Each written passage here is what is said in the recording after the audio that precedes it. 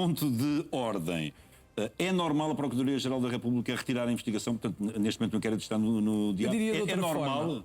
Eu diria de outra forma, não é. João.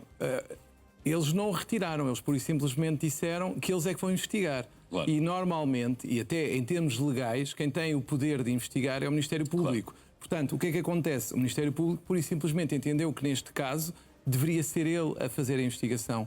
Porque, repare, como é que a Polícia Judiciária poderia, sem haver qualquer suspeita sobre a investigação, fazer uma investigação que a envolve a ela própria? É uma espécie de investigação em sede própria. Claro. Não é? Claro. Até porque... Mas aí esteve bem a Procuradoria-Geral da República, em afastar a PJ da equação. É qualquer um de nós não tem a imparcialidade suficiente para investigar algo que lhe toque. Por isso, parece-me muito razoável e adequado que a Polícia Judiciária não esteja envolvida nesta investigação, aparentemente. Portanto, eu até diria ao contrário. Se tivesse a Polícia Judiciária, teríamos todas as suspeitas e mais algumas que estaria a proteger o anterior Diretor Nacional. Claro. Isso era o pior que se podia fazer à imagem da polícia. Mas que explicação encontra para o facto de, depois deste comunicado da Procuradoria-Geral da República, a PJ ter também enviado um comunicado às redações a dizer que não é rigoroso, portanto não é claro se a Procuradoria retirou a investigação à PJ? Eu não sei exatamente o que é que a Polícia Judiciária quis dizer com o comunicado, mas há uma coisa que é certa. Dizer que não se retirou é correto. Porquê? Porque não lhe foi sequer atribuído e a investigação decorreu e decorrerá até ver no Ministério Público. Portanto, em termos literais, se calhar isso é correto, ou seja, não foi retirado. Ambas as premissas são claramente. João, enfim, na qualidade de bastonário da Ordem dos Advogados, temos um Ministro da Administração Interna sobre o qual recaem indícios de um crime de abuso de poder e de um crime de descaminho, que já lhe vou pedir para me explicar a mim e aos nossos telespectadores melhor o que é que isso significa. Colocando de parte o facto de ser bastonário da Ordem dos Advogados, enfim, olha, como cidadão, tem condições para continuar como Ministro da Justiça. Estamos a falar de um homem que tem a seu cargo as polícias. Não estará fragilizado demais para enfrentar as situações tão complexas que o Ministro da Administração Interna tem de lidar todos os dias? Eu diria o seguinte, relativamente ao Sr. Ministro, estamos a falar de uma pessoa que tem uma carreira longa, bem visto, que teve um sucesso muito grande na Polícia Judiciária. As sedes da Polícia Judiciária que ele veio a inaugurar ao longo do país foram 6 ou 7, salvo erro. Melhorou a eficácia da polícia, aumentou o número de agentes da Polícia Judiciária, tem uma polícia que é reconhecida pela sua qualidade, não tem nada a ver com o que era antes dele chegar a Diretor Nacional. Portanto, eu diria que ele tem um capital público que... Mas em relação ao passado... Em relação ao passado ele tem esse legado. Ninguém questiona esse passado, não é? O que eu diria... Neste momento tem condições para continuar? Eu creio que sim, se ele explicar. Porque, repare... Como prometeu ontem, aliás. Como prometeu e tem vindo a dizer. Se ele explicar o que se passou, porque, havendo uma suspeita, já falámos aqui sobre isso, um ministro tem que ser como a mulher de César. Claro. Tem também que parecer sério. Não basta ser sério. Não basta ser sério. Portanto, o que aqui está em causa neste momento, na minha opinião, é uma explicação que qualquer ministro deve a todos nós. E é aí que está o ponto. É um pouco o que vamos falar a seguir também relativamente ao Ministro da Educação. É para lá que vamos já no fundo, o que nós temos aqui é um ministro que está claramente a ser, diria eu, atacado diariamente, ou quase, com factos que vão surgindo, provavelmente até sabe-se lá de onde, mas que poderão até vir mais próximo dele do que se pensava e que, de facto, parece que há alguém muito interessado em que ele deixe de ser ministro. Agora, eu acho que o Ministro da República não deve cair assim, até porque nós estamos numa época crítica para o Ministério da Administração Interna, que é a altura dos fogos. É a pior altura para mudarmos mais uma vez de ministro. Apesar do ministro ontem ter dito que está focadíssimo nas suas funções. Vamos ao Ministro da Educação, enfim, com toda esta polémica. Mas não quer falar do descaminho, João? Desculpa. Vamos acho ao que era descaminho. importante explicar o descaminho. Enfim, abuso de poder é um crime com o qual todos nós estamos familiarizados.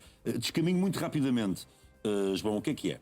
O descaminho, no fundo, imagine, eu apreendo este copo e, de repente, eu pego neste copo e digo que este copo não fica à guarda do Estado e... Que é um produto legal. Que é um produto legal e eu retiro este copo da esfera do Estado e coloco fora da esfera do Estado E para ser eventualmente utilizado. pode vendê-lo. Pode vendê-lo, pode dar a alguém para usar. E este crime está relacionado com o tal amoníaco, sim, o que amoníaco eventualmente estaria no interior do Imagine que o amoníaco, João, era utilizado pelo tal senhor da Constru Barcelos para fazer uma produção tipo Breaking Bad de anfetaminas. Ou eventualmente ou outra coisa qualquer. Vender, por exemplo. Ou poderia vender. Claro. Portanto, isso é uma situação em que há descaminho, essa é a explicação para o crime do descaminho. Muito obrigado, João. Vamos aqui ao Ministro da Educação, que no meio de toda esta polémica continua a garantir, a jurar a pé juntos, que nenhum aluno vai ser prejudicado no acesso ao ensino superior dentro do universo de alunos que têm as notas suspensas. A legislação, de facto, dá razão ao Ministro, a legislação atual? Eu diria que neste momento, e aqui também acho que o principal problema neste momento também do Ministro da Educação é a comunicação. Porquê? Porque eu acho que o Ministro quer reformar. E eu acho que quem tem a coragem de reformar ou de fazer alguma coisa e não ficar sentado à espera que as coisas aconteçam, tem sempre esse mérito. Acho que também parece ser uma pessoa competente. Eu acho que ele provavelmente terá tido aqui uma situação do género, sim senhor Ministro, terá acreditado em alguém que estava tudo pronto para que fosse feita a digitalização e se calhar não estava. O que eu entendo que é o principal problema neste momento, e eu pessoalmente já passei por isto, porque fui aluno da PGA, da Prova Geral de Acesso, e só começámos o ano em janeiro, mas eu aqui não sei se não era mais importante dizer, temos uma confusão enorme montada, vamos ver como é que vamos resolver isto e se calhar parar tudo até estarmos em condições de avançar. Eu acho que o principal problema neste momento é dizer aos alunos e aos seus pais e familiares como é que alguém que teve o azar de não ter a nota correta a 17 na sexta-feira passada não vai ser prejudicado no acesso ao ensino superior, que é aí que está o grande problema, é no acesso. E é aí que eu me preocuparia se fosse aluno e se Mas o Ministro diz que a legislação em vigor já defende todos os alunos que tenham sido implicados nesta confusão da correção dos exames nacionais. A legislação atual defende? Eu acho que pelo menos se defende, ainda não foi clarificado. A primeira pergunta que eu colocaria era, e que eu acho que tem que ser respondida, é: um aluno que não tenha essas notas ou que não as tenha tido logo no dia 17 vai poder concorrer ao ensino superior em igualdade de circunstâncias com todos os outros alunos? Vai poder ir para o curso que quer? Porque, repare, o grande problema é que normalmente as primeiras fases têm todas as vagas e as segundas fases têm muito menos vagas. Exatamente, é residual. Se bem que o Ministro continua a garantir que nenhum aluno vai ser. Mas resposta direta, acho que até ao momento ainda não temos informação que nos permita dizer que eles estão em pé de igualdade. Cabalmente essa questão. Vamos aos casos da semana muito rapidamente. Sr. Bastonário, quer falar daquele caso de uma criança de 11 anos que, para defender a mãe, esfaqueou o pai no braço e numa perna, aconteceu em Lisboa, não é? Um caso absolutamente horroroso. Eu não vou falar das circunstâncias, porque isso é conhecido de todos, mas o que eu me preocupo é como é que o nosso sistema não consegue identificar estas situações, porque uma criança, quando esfaqueia o pai para defender a sua própria mãe, já está num estado tal de tensão e de nervos que já foi levado ao limite. Portanto, uma pessoa virar-se contra o pai para defender a mãe... Uma criança de 11 anos. Uma criança de 11 anos. E há uma coisa que é importante, é o que é que vamos fazer com esta criança? É que ela nem sequer entra no regime tutelar porque ainda não tem 12 anos e muito menos entra no regime da imputabilidade. Portanto, esta criança vai ter que ser alvo de um tratamento muito especial e de um acompanhamento psicológico do Estado, no fundo, que é o Estado que tem essa obrigação, e a própria mãe também, porque, de facto, esta criança não há de estar bem depois do que fez. Outro tema que quero abordar aqui nos casos da semana, o militar da GNR que sobreviveu, enfim, ao ataque de Pedro Dias nos crimes da Guiar da Beira, foi agora reintegrado na GNR, mas este militar diz que continua a sentir medo e diz que ainda sofre de períodos de depressão. Estamos aqui perante um caso em que este militar está a ser reintegrado à força? Parece que sim. A questão que eu acho que deve ser colocada aqui é: será que, para além das juntas médicas, não deve algo mais ser considerado quando alguém é vítima de um ataque, como foi o caso? Será que o stress pós-traumático... Sobreviveu milagrosamente? Milagrosamente. Claro. E agora é obrigado a trabalhar no mesmo sítio onde ocorreram os factos. Eu, pessoalmente, e se calhar o João, não nos sentiríamos à vontade para voltar a trabalhar onde aconteceu uma coisa daquelas. O último tema que quero destacar aqui nos casos da semana. O Tribunal Central Criminal de Lisboa absolveu Ricardo Salgado, enfim, e outros arguidos, num processo relacionado com a tentativa alegada corrupção de um antigo vice-presidente do Banco do Brasil. Mas agora, aparentemente, o Ministério Público quer recorrer, não é? Bem, este caso é paradigmático porque, por um lado, demonstra as dificuldades que existem em demonstrar corrupção e o pacto corruptivo, porque é difícil ter a prova desse pacto.